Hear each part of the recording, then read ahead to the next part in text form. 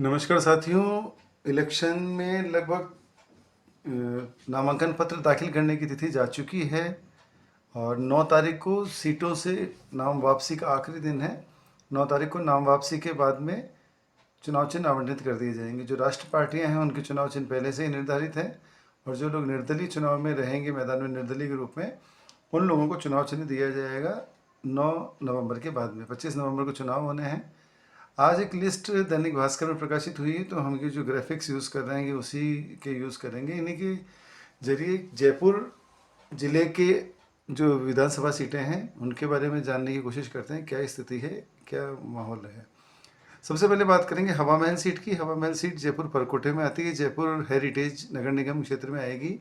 यहाँ कुल वोटर है 2,51,827। पुरुषों की संख्या 1,32,000, महिलाओं की संख्या 1,19,000। लगभग वैसा ही आंकड़ा जैसा पूरे राजस्थान में है। महिलाओं की संख्या कुछ कम है यहाँ पर। साल 2008 में यहाँ महेश जोशी कांग्रेस से विधायक थे। वो चुनाव जीते थे 9,282 वोटों से। उनके सामने भाजपा की तरफ से सुरेंद्र पारिक ने चुनाव लड़ा था। इस साल मतलब इस बार 2023 के चुनाव में दोनों ही पार्टियों ने अपने कैंडिडेट्स चेंज कर दिए। विनिंग कैंडिडेट थे महेश जोशी, जो जल संसाधन मंत्री थे, लेकिन कुछ कारणों से, एक तो जो उनका आला कमान के साथ में विरोध चल रहा था, उस मतलब आला कमान का जो उन्होंने डिसऑबे किया उस चीज़ को लेकर के, और उसके बाद में संभवतः ये जो ईडी की जांच चल रही है उनके खिलाफ में, संभवतः ये भी एक बड़ा कारण हो सकता है। उनके बेटे के खिलाफ कुछ केसेस रहे, वो भी कारण हो सकता है।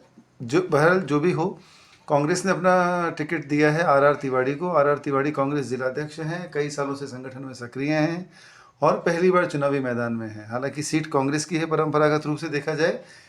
3 बार यहाँ जो चुनाव हुए इसमें 2 बार कांग्रेस ने चुनाव जीता और 1 बार भाजपा ने जीता। भाजपा की तरफ से यहाँ बाल मुकुंदाचार्य को चुनावी मैदान में उतारा गया। पहली बार चुनाव में आए हैं, हाथोस धाम के महंत हैं और पिछले कुछ समय से लगभग 1 डेढ़ महीने से जयपुर में कुछ ज़्यादा ही सक्रिय हैं। हिंदुत्व की राजनीति करते हैं। वोटों के ध्रुवीकरण के लिए कोशिश समझी जा रही है कि संभवतः इस जरिए मतलब इस तरीके से भारतीय जनता पार्टी कांग्रेस के जो मुस्लिम वोट बैंक में सेंध लगाना चाहती है, हिंदू मुस्लिम वोटों का ध्रुवीकरण करना चाहती है, इसलिए बाल मुकुंदाचार्य को उतारा। एक लिस्ट में आपने जो बीजेपी ने लिस्टें निकाली हैं उसमें खासियत रही है कि हर लिस्ट में 1 या 2 महंत या ऐसे साधुओं को उतारा है मैदान में, ताकि एक मैसेज क्लियर जा पाए कि ये हिंदुत्ववादी सरकार है, हिंदुओं के लिए सोचती है और कट्टर करा जाएगा। एक और चीज़ आप देखेंगे कि इस सीट पर जो आर तिवाड़ी और बाल मुकुंदाचार्य हैं, दोनों की एज में अच्छा खासा डिफरेंस है। बाल मुकुंदाचार्य की एज बताई गई है 47 साल, जबकि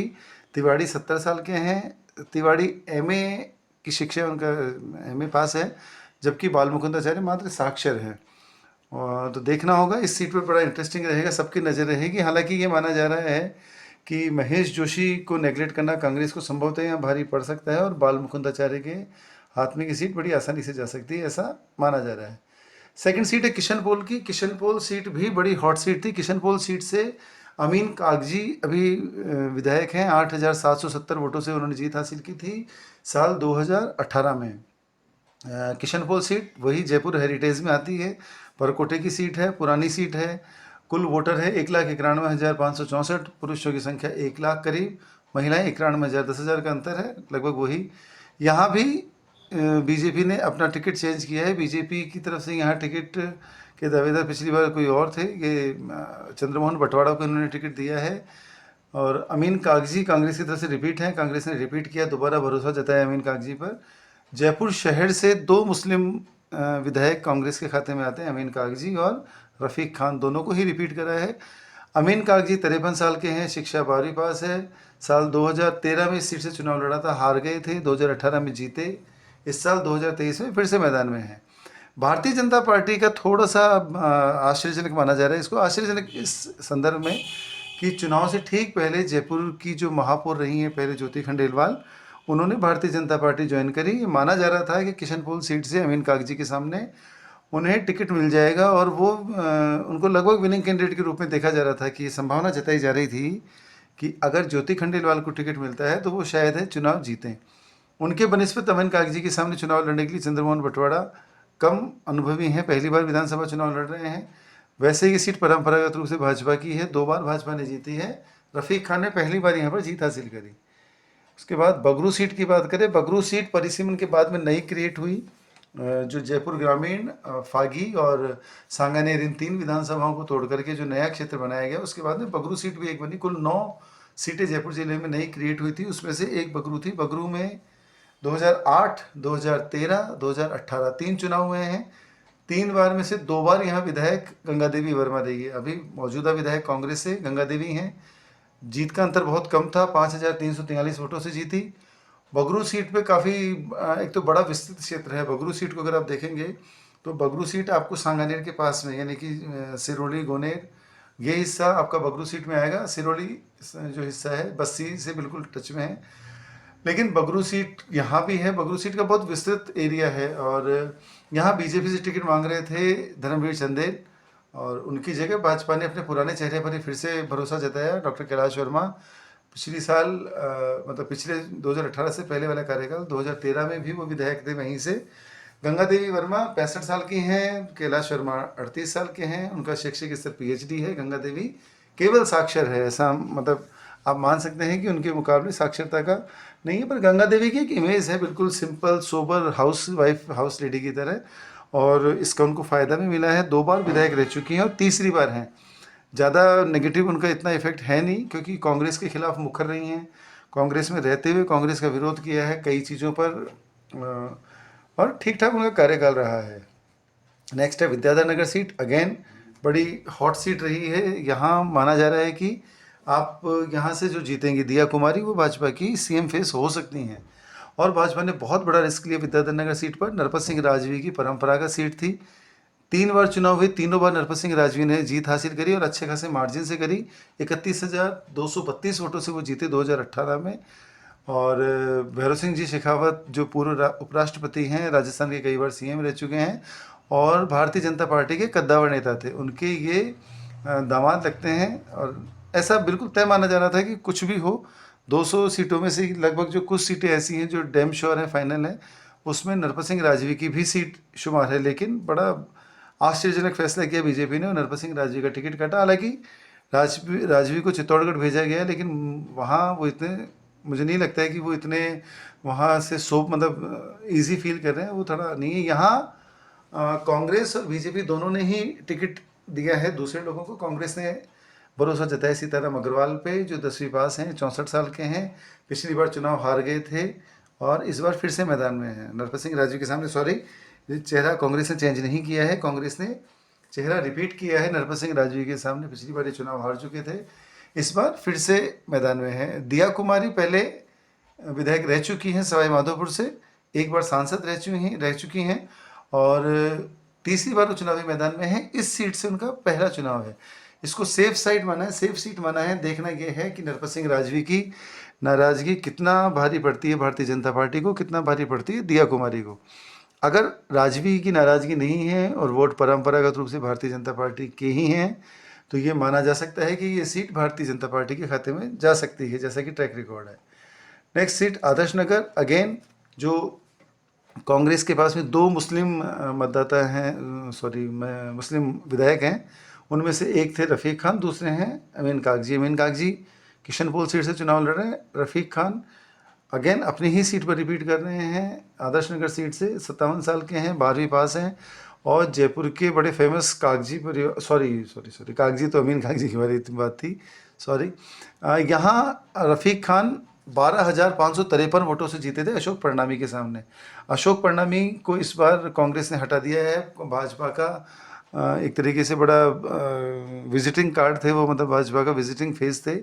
और राजा पार्क में अच्छी पकड़ उनकी, राजा पार्क आदर्श नगर एरिया में। भाजपा ने रवि नैयर को चुनाव में टिकट दिया है। 64 वर्षीय हैं, 12वीं पास हैं, संघ और भाजपा से लंबे समय से जुड़े हैं, पहला चुनाव लड़ रहे हैं। रवि नैयर ने इससे पहले संभवतः कोई चुनाव नहीं लड़ा किसी भी तरीके का, तो ये उनका पहला चुनाव है। विधानसभा चुनाव भी पहला है और बाकी चुनाव में भी। आदर्श नगर सीट को देखा जाए, इसका गणित अगर देखें तो मोटा मोटा ये भाजपा की सीट मानी जा सकती है। 2 बार भाजपा जीती है यहाँ पर, 1 बार कांग्रेस जीती है रफ़ीक खान का जो मौजूदा कार्यकाल है। तो इसको देखते हुए इसको परंपरागत रूप से आप मान सकते हैं कि बीजेपी की सीट रही है। इसके बाद यहाँ है नवी आमेर सीट। आमेर सीट से सतीश पूनिया रिपीट हुए हैं, पहली बार भी सतीश पूनिया, मतलब यहाँ दोनों फेस बराबर है। कांग्रेस और बीजेपी ने अपने पुराने चेहरों पर भरोसा जताया है। सतीश पूनिया मौजूदा विधायक हैं, 13,276 वोटों से जीते। कुल वोट 2,87,180 हैं। प्रशांत सहदेव शर्मा, इनके पिताजी सहदेव शर्मा विधायक रहे थे पहले यहाँ से। प्रशांत ने पिछली बार भी चुनाव लड़ा सतीश पूनिया के सामने, चुनाव हार गए। इस बार फिर से मैदान में हैं। और सतीश पूनिया आरएसएस में लंबे समय से हैं, भाजपा में भी सक्रिय हैं, प्रदेश अध्यक्ष रह चुके हैं इसी कार्यकाल के दौरान। अभी जस्ट उनका कार्यकाल पूरा हुआ है सीपी जोशी से पहले।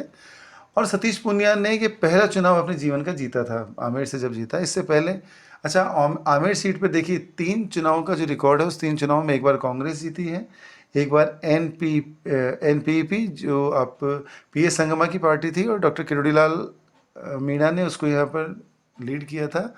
और यहाँ से नवीन पिलानिया रहे थे एनपीपी से, और नवीन पिलानिया विधायक रहे। उसके बाद में फिर सतीश पूनिया आए। जाट वोटों का थोड़ा बाहुल्य रहता है, शर्माज भी हैं, लेकिन हाँ जाट बाहुल्य सीट मानी जा सकती है आमेर, क्योंकि नवीन पिलानिया भी जाट वोट बैंक के जरिए जीते और सतीश पूनिया भी जीते पिछली बार। सतीश पूनिया का कार्यकाल ठीक ठाक रहा, ऐसी कोई कड़ी आलोचना इस कार्यकाल की नहीं है। झोटवाड़ा सीट की बात करें, जयपुर की again hot seat, Lalchand Kataria मंत्री हैं, झोटवाड़ा सीट से जीत करके आए हैं। इस बार चुनाव लड़ने से मना कर दिया कि चुनाव मैं या मेरे परिवार का कोई सदस्य नहीं लड़ेगा। लालचंद कटारिया ने ये सीट 10,747 वोटों से जीती। करीब 4,20,000 वोटर्स हैं, जिनमें से 2,18,000 पुरुष हैं, 2 लाख के करीब महिलाएं हैं। यहाँ भारतीय जनता पार्टी ने राजपाल सिंह शेखावत का टिकट काटा है, और राजपाल सिंह शेखावत की जगह राज्यवर्धन सिंह राठौड़ को चुनाव लड़ाया है, जो सांसद रह चुके हैं 2 बार जयपुर ग्रामीण से। पहली बार विधानसभा का चुनाव लड़ेंगे। पहली लिस्ट में नाम आ गया था, काफ़ी विरोध है। राजपाल सिंह शेखावत ने निर्दलीय नामांकन यहाँ से दाखिल कर दिया है। तो कांग्रेस की तरफ से अभिषेक चौधरी हैं, और यहाँ से एक और बहुत फेमस नाम है जो भारतीय जनता पार्टी के लिए ही टिकट मांग रहे थे, आशु सिंह सिरपुरा। और अब सीन ऐसा हो गया है कि अभिषेक चौधरी को मतलब बिना मेहनत करे बहुत बड़ा फ़ायदा मिल सकता है, ऐसी संभावना जताई जा सकती है, क्योंकि भाजपा के 2 बागी हैं। राज्यवर्धन सिंह राठौड़ बिल्कुल न्यू फेस हैं इस विधानसभा सीट के लिए। बेशक वो सांसद रहे 2 साल, 2 बार रहे, लेकिन कार्यकाल उनका इतना नोटिसेबल नहीं है कि उस कार्यकाल को बेंचमार्क माना जा सके या इस तरीके से कुछ हो। तो राज्यवर्धन सिंह राठौड़ के लिए बहुत मुश्किल सफ़र है वैसे भी, और अगर वो नहीं जीतते हैं तो इसको बड़ी हार के रूप में देखा जाएगा। क्योंकि एक समय था जब राज्यवर्धन सिंह राठौड़ को राजस्थान के सीएम के रूप में भी प्रोजेक्ट किया गया था, और काफ़ी एग्रेसिव रहते हैं, ब्रांड एम्बेसडर, यूथ आइकन मानते हैं इनको, और युवाओं में अच्छा खासा क्रेज़ है। 2 बार सांसद रहे हैं जयपुर ग्रामीण से। तो अगर ये चुनाव हारते हैं तो इनके लिए बड़ी हार होगी। लेकिन गणित जो है भी चतुष्कोणीय मुकाबला वहाँ हो सकता है। अगर राजपाल सिंह शेखावत नहीं मानते हैं, आशु सिंह सिरपुरा नहीं मानते हैं और बागी के रूप में मैदान में रहते हैं, तो अभिषेक चौधरी बड़े फायदे की स्थिति में लग रहे हैं। यहाँ पर देखना यह है कि वो वोटर्स, क्योंकि कांग्रेस एक बार सीट जीत चुकी है, तो लालचंद कटारिया जाट वोट बैंक है झोटवाड़ा सीट पर उनका, और राजपूत वोट बैंक बड़ा है। तो देखना है कि बीजेपी इस नाराज़गी को दूर कर पाती है या कांग्रेस को इसका फ़ायदा मिलता है। मालवीय नगर सीट पे चेहरे रिपीट हैं। कालीचरण सर्राफ जीते थे चुनाव, और अर्चना शर्मा यहाँ से चुनाव फिर से लड़ रही हैं टिकट पे। बहुत कम मार्जिन से चुनाव हारी थी, मात्र 1704 वोटों से उन्होंने चुनाव हारा था अपना, और अगेन वो मैदान में है कांग्रेस के टिकट पर। भारतीय जनता पार्टी से कालीचरण सर्राफ हैं, इस सीट से लगातार 3 बार विधायक रह चुके हैं, चौथी बार फिर से मैदान में हैं। भारतीय जनता पार्टी की परंपरागत सीट है, तीनों बार भाजपा यहाँ से जीती हैं। अर्चना शर्मा पार्षद रही हैं नगर निगम में, और अर्चना शर्मा का बैकग्राउंड है वो भी कट्टर हिंदूवादी परिवार से आता है। अर्चना शर्मा के जो ससुर हैं आचार्य धर्मेंद्र भारतीय जनता पार्टी और विश्व हिंदू परिषद, भारतीय जनता पार्टी नहीं, विश्व हिंदू परिषद का बड़ा चेहरा रहे हैं। बहुत लंबे टाइम तक उन्होंने रिप्रेजेंट किया है, एक महंत के पद पर है, मतलब काफ़ी रेपुटेटेड रहे हैं वो इस क्षेत्र पे। अब अर्चना शर्मा के जो पति हैं सोमेंद्र शर्मा आचार्य धर्मेंद्र के निधन के बाद में वहाँ महंत के रूप में हैं। अर्चना शर्मा फिर से तीसरी बार चुनाव हारी हैं, 2 बार पहले लड़ चुकी हैं यहाँ से, दोनों बार हारी हैं, इस बार फिर से मैदान में है। हो सकता है इस बार संभवतः लगातार क्षेत्र में सक्रिय रहने का, और कांग्रेस गवर्नमेंट के कार्यकाल के दौरान उन्होंने जो सक्रियता दिखाई अपने एरिया में, उसका फ़ायदा संभवतः उनको मिल पाए। कालीचरण सर्राफ लगातार यहाँ से जीते हैं, तो उनका भी दावा मजबूत है।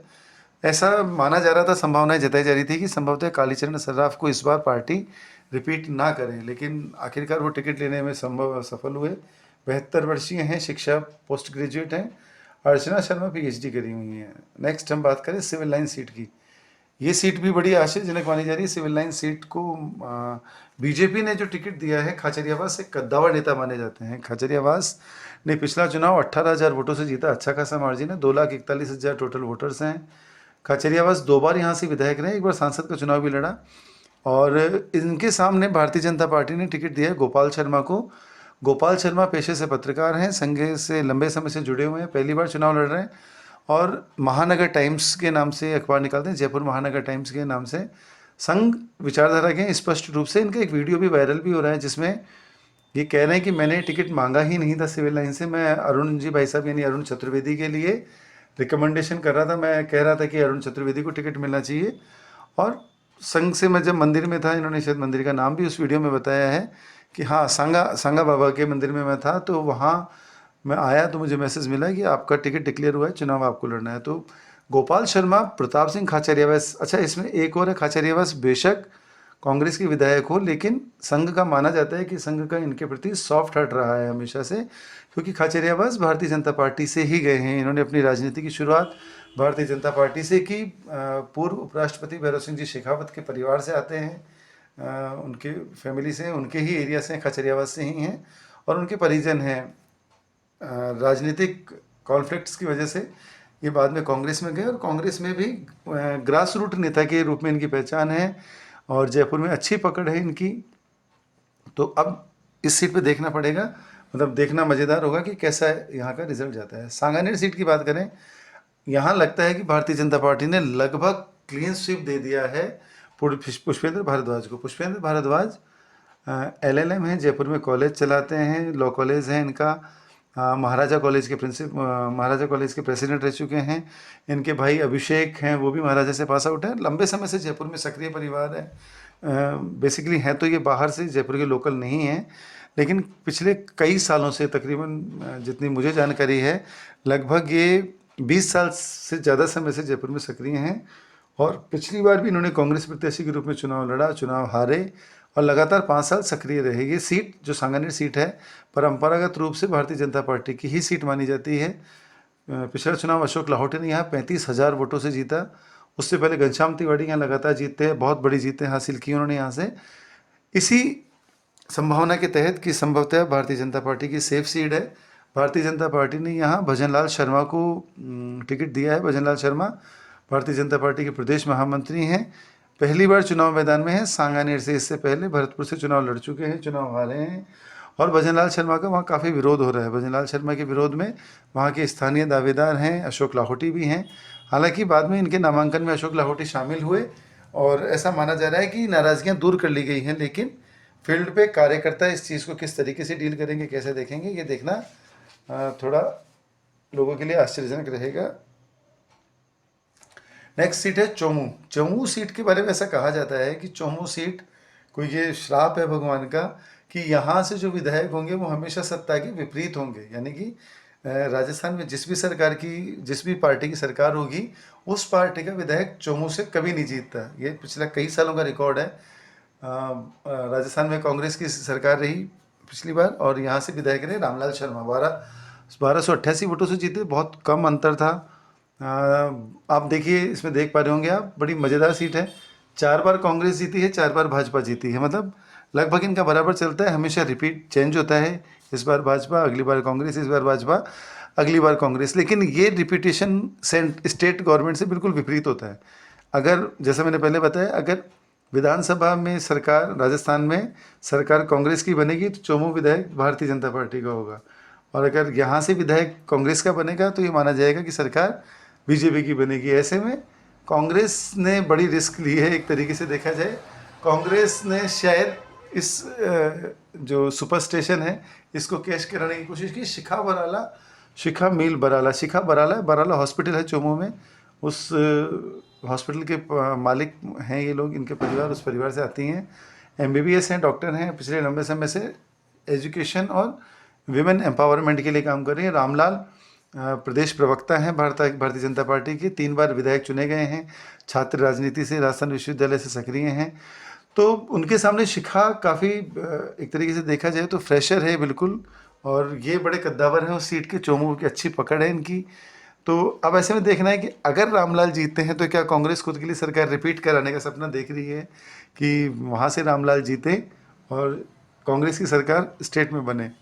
मे बी राजनीति संभावना का खेल है। तो यहाँ से सीट है, कांग्रेस में शिखा की स्थिति थोड़ी कमज़ोर मानी जा सकती है। रामलाल उनकी बनिस्बत अनुभवी हैं, बड़े लंबी सीट पर रहे हैं, काफ़ी अच्छा अनुभव रहा है उस सीट पे। नेक्स्ट हम बात करेंगे चाकसू सीट की। चाकसू सीट वेद प्रकाश सोलंकी यहाँ से चुनाव जीते, दोबारा फिर से रिपीट किया है उनको। 20 साल से इस एरिया में सक्रिय हैं, 3400 करीब 3434 वोटों से जीते, कम मार्जिन था। और यहाँ से फिर से उनको टिकट दिया कांग्रेस ने। भारतीय जनता पार्टी ने रामावतार बैरवा पर भरोसा जताया है, रामावतार बैरवा को टिकट दिया है। यहाँ से विकेश खोलिया टिकट मांग रहे थे, जो अब आरएलपी के टिकट से वहाँ चुनाव लड़ रहे हैं। विकेश खोलिया को भारतीय जनता पार्टी ने एससी मोर्चा का प्रदेश उपाध्यक्ष बनाया और राज्य मंत्री का दर्जा दिया। वो वहाँ से पे कॉलेज चलाते हैं, मानव कॉलेज के नाम से उनका कॉलेज चलता है। लेकिन अब भारतीय जनता पार्टी से बागी होकर के आरएलपी से चुनाव लड़ रहे हैं। नेक्स्ट फुलेरा सीट है, निर्मल कुमावत लगातार जीतते आ रहे हैं, 3 बार से विधायक रहे हैं। इस बार फिर से भारतीय जनता पार्टी ने निर्मल कुमावत पर भरोसा जताया है। अंतर पिछली बार बहुत कम था, विद्याधर सिंह चौधरी ही चुनाव लड़ रहे थे कांग्रेस से। तो बीजेपी और कांग्रेस दोनों ही पार्टियों ने सीटें रिपीट की हैं। कांग्रेस से विद्याधर सिंह चौधरी फिर से चुनाव मैदान में हैं, निर्मल कुमावत भी मैदान में हैं। यहाँ पर 7 बार कांग्रेस जीत चुकी है, 4 बार भाजपा जीती है, उसमें से 3 बार निर्मल कुमावत ने चुनाव जीता है। डीडी कुमावत भारतीय जनता पार्टी के संगठन से आया करते थे और फुलेरा से टिकट काफ़ी समय से वो मांग रहे थे, पर उनको टिकट इस बार भी नहीं मिला है। पिछली बार भी निर्मल कुमावत को मिला। निर्मल सिटिंग एमएलए हैं और वहाँ निर्मल की छवि काफ़ी बेहतर है। तो संभवतः इस छवि के आधार पर, उनकी सक्रियता के आधार पर पार्टी ने फिर से चौथी बार उनको फेस बनाया है। नेक्स्ट दूदू सीट है, सबसे कम नॉमिनेशन इस सीट पे डले हैं। भारतीय जनता पार्टी से प्रेमचंद बैरवा हैं, पहले विधायक रह चुके हैं दूदू से, और पिछली बार भी बाबूलाल नागर के सामने चुनाव लड़ा था, 14,000 वोटों से हारे। बाबूलाल नागर 4 बार विधायक रहे हैं दूदू सीट से। तो बाबूलाल नागर ने, और सबसे बड़ी बात है कि दूदू को जिला बना करके एक बड़ी सौगात नागर ने और सीएम अशोक गहलोत ने दूदू की जनता को दी है। तो इसको एक पॉलिटिकल एक्सपेरिमेंट के रूप में भी देखा जा रहा है। सीएम खुद इस चीज़ को एक बार एडमिट कर चुके हैं मीटिंग में, अभी हालिया दूदू में संपन्न हुई, कि दूदू को जिला बनाया जाना एक प्रयोग था। अगर ये प्रयोग सफल रहा तो फिर से ऐसा प्रयोग बाकी सीट्स पे भी किया जा सकता है, बाकी जिलों के मामले में भी किया जा सकता है। तो ये एक सीधा सा मैसेज था कि दूदू को जिला बनाना और उसका बेनिफिट लेना। बाबूलाल नागर साहब मतलब कांग्रेस की प्लानिंग संभवतः ये है कि वो इस सीट को जीता हुआ मानती है। तो अभी देखना है कि प्रेमचंद बैरवा इस सीट पर कितना कर पाते हैं, कैसा कर पाते हैं। शाहपुरा सीट है, बहुत आश्चर्यजनक टिकट वितरण किया दोनों ही पार्टियों ने। मतलब एकमात्र ये सीट है जिसने मतलब शॉक दिया है, बहुत भयंकर वाला, क्योंकि यहाँ आलोक बेनीवाल ने निर्दलीय चुनाव लड़ा पिछली बार बागी होकर के, और पूरे कार्यकाल में, पूरी विधानसभा के कार्यकाल में वो मतलब बहुत कम सक्रिय रहे। पूरे 5 साल में उन्होंने बमुश्किल 4 या 5 सवाल पूछे होंगे। शाहपुरा को जिला बनाने के संबंध में उन्होंने एक भी सवाल 5 साल के कार्यकाल में नहीं उठाया। एक बहुत बड़ा र्यूमर फैल रहा था कि आलोक बेनीवाल की इस निष्क्रियता का या एग्रेसिवनेस ना दिखाने का एक बड़ा कारण ये माना जा रहा था, ऐसी अफवाहें थी, ऐसी चर्चाएं थी कि इनको टिकट मिलना तय है। और जो अपने सीएम अशोक गहलोत हैं, वो इन सभी 13 निर्दलीय विधायकों को टिकट देने के पक्ष में भी थे। काफ़ी लंबे समय, जैसे बस्सी से लक्ष्मण मीणा को टिकट मिला है, बाबूलाल नागर को टिकट मिला है, तो ये माना जा रहा था कि आलोक बेनीवाल को टिकट मिल जाएगा। लेकिन इसमें रोड़ा बने मनीष यादव। मनीष यादव एबीवीपी से छात्र संघ के अध्यक्ष रहे साल 2010 में राजस्थान यूनिवर्सिटी के। उसके बाद में कांग्रेस ज्वाइन करा और कांग्रेस में उन्होंने पिछला चुनाव लड़ा, कांग्रेस के टिकट पर चुनाव हारे, आलोक बेनीवाल निर्दलीय के रूप में जीते। लेकिन मनीष यादव लगातार सक्रिय रहे 5 साल, और इतने सक्रिय रहे कि सीएम गहलोत की बात भी नहीं चली आलोक बेनीवाल को टिकट देने में, और आलोक बेनीवाल का टिकट फिर से कट गया है। मनीष यादव को टिकट मिला है कांग्रेस से। ये ठीक है, आलोक बेनीवाल वहाँ से निर्दलीय चुनाव लड़ेंगे, तय था, लड़ना ही है। लेकिन इससे भी ज़्यादा शॉकिंग टिकट वितरण रहा भारतीय जनता पार्टी का। राव राजेंद्र सिंह वहाँ लंबे समय, मतलब पहले विधायक रह चुके हैं राव राजेंद्र सिंह शाहपुरा से, ये माना जा रहा था, वहाँ की वोट बैंक का जातीय गणित को देखते हुए ये माना जा रहा था कि अगर मनीष यादव के सामने या आलोक बेनीवाल के सामने राव साहब चुनाव लड़ेंगे, राव राजेंद्र सिंह, तो जीत उनकी लगभग संभावित मानी जा रही थी। ऐसे में उपेंद्र यादव बिल्कुल फ्रेश चेहरा हैं, राजस्थान बेरोजगार महासंघ के प्रदेश अध्यक्ष हैं, और इन पर पहले कई बार ये ब्लेम लगा है कि ये बेरोजगारों की राजनीति, बेरोजगारों के संघर्ष की आड़ में अपने राजनीतिक गोटियां सेकने में लगे हुए हैं। टिकट लेने के साथ में वो आरोप भी सही साबित हुए, उनको टिकट मिला। अब बड़ा मुश्किल सवाल है, दोनों सेम कास्ट ग्रुप से आते हैं, दोनों एक ही जाति वर्ग से आते हैं, दोनों ही यादव हैं, और वहाँ शाहपुरा सीट पर जाट वोटों का बड़ा होल्ड है। तो ऐसे में आलोक बेनीवाल को क्लीन स्वीप मिलता हुआ नजर आ रहा है कि आलोक बेनीवाल चुनाव जीत सकते हैं, बहुत ज़्यादा संभावित है, क्योंकि जाट वोट बैंक वहाँ खुला है, अभी कोई नहीं है वहाँ पे उनके सामने, और यादव वोट बैंक में सेंध लगनी तय है दोनों ही पार्टियों की तरफ से। तो शाहपुरा का परिणाम देखना बड़ा आश्चर्यजनक होगा। कोटपुतली से एक बार रामस्वरूप कसाना विधायक रह चुके हैं, मौजूदा विधायक राजेंद्र यादव हैं जो गृह राज्य मंत्री हैं, 13,876 वोटों से जीते, और 2018 में भी इन्होंने निर्दलीय का चुनाव लड़ा था बीजेपी के बागी के रूप में। इस साल बीजेपी ने इनको टिकट दिया है, कांग्रेस ने राजेंद्र यादव को दिया है। 2 बार विधायक रह चुके हैं, अभी उच्च शिक्षा मंत्री और गृह राज्य मंत्री के पद पर हैं। हंसराज पटेल 2003 में कांग्रेस से प्रत्याशी रहे, 2013-18 में निर्दलीय चुनाव लड़ा, और 2023 में भारतीय जनता पार्टी से चुनाव लड़ लिया। अब देखिए, कांग्रेस, एक चुनाव कांग्रेस के साथ में, 2 चुनाव निर्दलीय, और चौथा चुनाव भारतीय जनता पार्टी के साथ में। तो इस बार भारतीय जनता पार्टी ने इन पर दाव खेला है, परिणाम क्या होंगे देखना आश्चर्यजनक रहेगा। अगेन विराटनगर सीट, इंद्रराज गुर्जर सचिन पायलट के ग्रुप से आते हैं, 19,000 वोटों से चुनाव जीते हैं। इस साल कांग्रेस ने फिर से टिकट दिया है इंद्रराज गुर्जर को, और भारतीय जनता पार्टी ने कुलदीप धनखड़ को टिकट दिया है।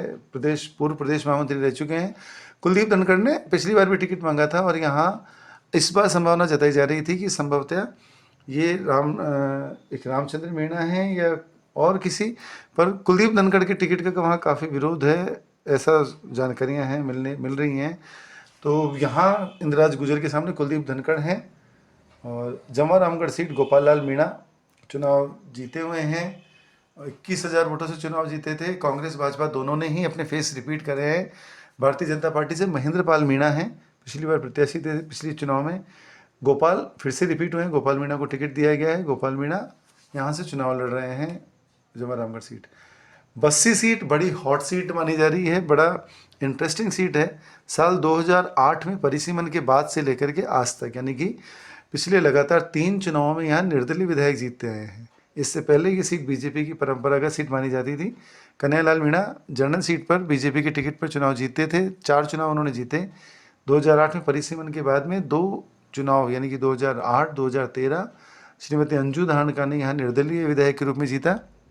2018 में कांग्रेस के बागी के रूप में लक्ष्मण मीणा ने निर्दलीय फॉर्म भरा, चुनाव जीते, वर्तमान में विधायक हैं, पूर्व आईपीएस रह चुके हैं, एक्स एडीजी हैं, राजस्थान काडर में ही नौकरी की है, और तुंगा बस्सी विधानसभा क्षेत्र के तुंगा गांव से आते हैं। उसी गांव से, तुंगा ही एरिया से, ये सियाकाबाद से हैं, और ये दूसरे आईएएस हैं, रिटायर्ड आईएएस हैं चंद्रमोहन मीणा।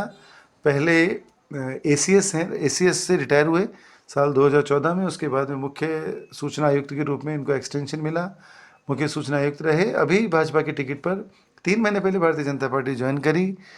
इनको टिकट दिए जाने के विरोध में भारतीय जनता पार्टी बस्सी से टिकट की दावेदारी कर रहे, लगभग 17 दावेदार दिल्ली तक पहुंचे, दिल्ली दरबार में ढोक लगाई और चंद्रमोहन मीणा को टिकट दिए जाने का विरोध जताया। टिकट दिया गया, चंद्रमोहन मीणा चुनावी मैदान में हैं।